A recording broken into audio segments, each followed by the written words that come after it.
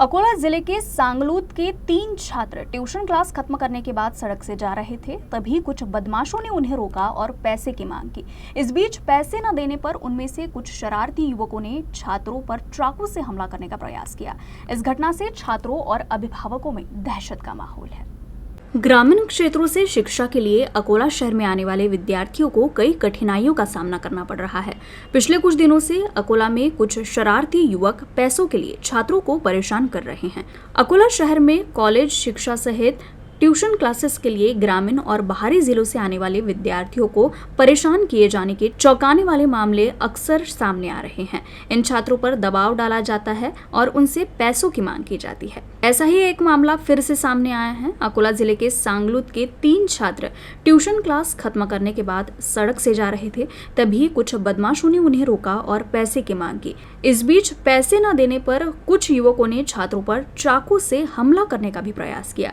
हालांकि स्थानीय नागरिकों की मदद से उनके हमले के प्रयास को विफल कर दिया गया और हमलावर घटनास्थल से भाग निकले, जिसके बाद छात्रों ने पुलिस में शिकायत दर्ज कराई है। इस मामले में कड़ी कार्रवाई की मांग की जा रही है। सकाळी ट्युशनमध्ये जायच्या वेळेस मग ट्युशन झाल्यानंतर मी जेव्हा बाहेर पडलो एक वाजता, तेव्हा 3 पोरांनी मला अटक केलं आणि मग मला म्हणू लागले की पैसे दे. पैसे नव्हते माझ्याकडे. त्यांना माझी बॅग हुसकायला सुरुवात केली. त्यानंतर एका मोठ्यानं गोटा उचलला आणि एका मोठ्याने घाव उचलला. मग त्यांनी आम्हाला म्हटलं की पैसे द्या नाहीतर तुम्हाला मारतो. नेहमीच ट्युशनच्या विद्यार्थ्यांना पैसे मागण्याचा आणि दहशतमध्ये ठेवण्याचा आपल्या अकोला शहरामध्ये प्रकार चालू आहे। नुकताच मागच्या गेल्या काळामध्ये एका मुलाचा 50 रुपयासाठी मर्डर झाला। आता असं चालूच आहे, पण कोणी पुढे येत नाही किंवा पोलीस स्टेशनला जाण्याची हिंमत करत नाही दहशतीमुळे।